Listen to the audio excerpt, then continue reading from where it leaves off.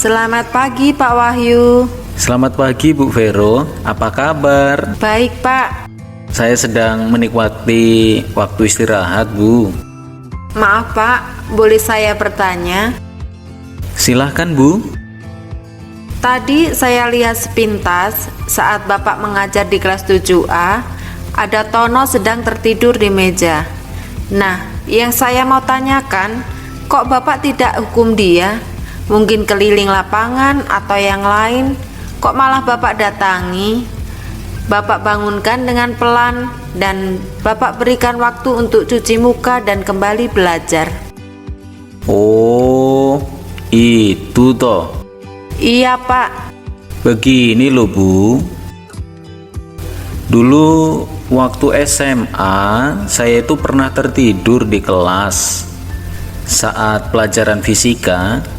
Dan oleh guru itu saya dimarahi dan disuruh keluar kelas. Dan saat itu saya sangat malu sekali. Seperti semua orang itu menganggap saya siswa yang tidak baik. Oh gitu Pak. Iya Ibu. Apalagi jika dikaitkan dengan pemikiran Ki Hajar Dewantara bahwa pendidikan itu harus berpihak pada murid. Berpihak pada murid itu maksudnya apa ya Pak? Menurut saya, menghukum adalah tindakan tidak manusiawi. Jangan menghukum murid dengan hal-hal yang tidak relevan dengan perbuatan yang dilakukan.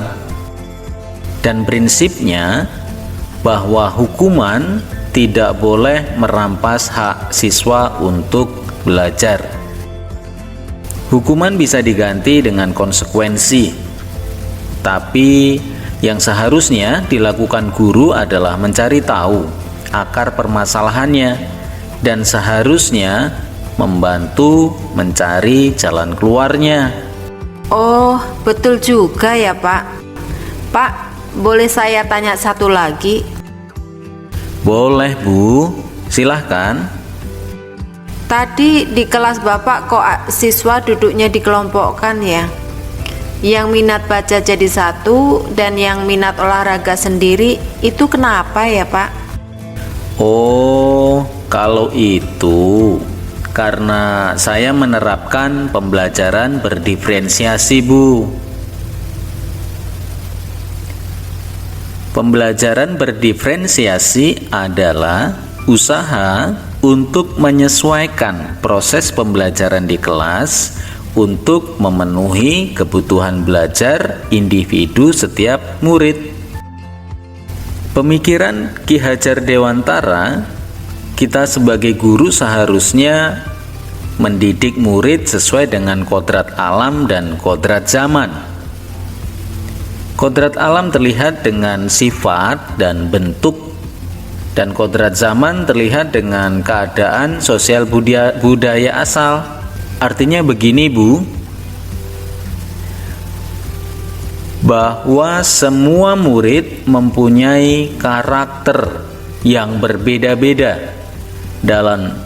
Dalam satu kelas itu memiliki karakter yang bervariasi, heterogen, dan tidak bisa diperlakukan sama.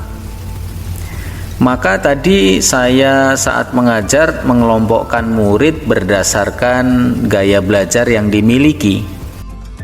Tapi Pak, apakah Bapak tidak capek dengan pembelajaran yang seperti itu? Oh, begini Bu. Di kelas tadi saya menerapkan pembelajaran berdiferensiasi. Hal itu membuktikan keberpihakan saya pada murid. Saya tidak akan paksakan anak yang punya bakat bahasa untuk bernyanyi. Jadi itu tujuan saya mengelompokkan murid sesuai dengan gaya belajar supaya murid berekspresi secara penuh terhadap inti pembelajaran sesuai bakat dan potensi yang dimiliki, dan mereka bisa belajar sesuai dengan kodrat alamnya. Maaf Pak, apakah ada kendala atau tantangan dalam menerapkan pemikiran Ki Hajar Dewantara itu? Wah ya, kalau kendala itu pasti ada dan banyak, Bu. Contohnya, saya belum bisa dengan cepat mendeteksi gaya belajar murid. Mereka masih cenderung ikut-ikutan teman. Apalagi asesmennya pasti menyita fokus karena setiap kelompok berbeda-beda. Lalu jalan keluar apa yang Bapak ambil untuk mengatasi tantangan itu ya Pak?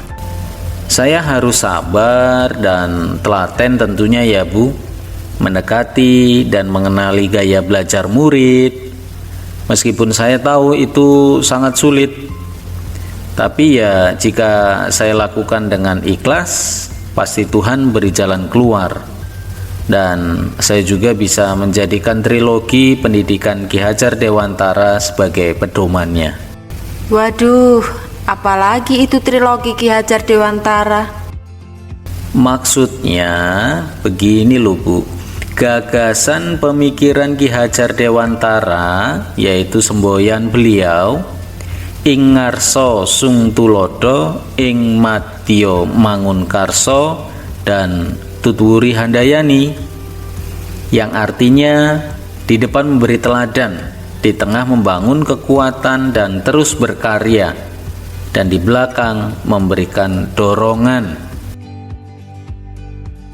Alasan penerapan ide sesuai dengan pemikiran Ki Hajar Dewantara karena sebagai seorang guru, kita harusnya menjadi teladan bagi peserta didik, serta selalu membangun kekuatan, semangat, dan motivasi dalam proses pembelajaran, dan di belakang memberi dorongan untuk peserta didik. Oh, begitu ya Pak. Semoga saya bisa ikut menerapkannya ya Pak. Oh iya Bu, semangat ya Bu. Semoga sukses dan bisa menjadi guru hebat serta menerapkan pemikiran-pemikiran dari Ki Hajar Dewantara.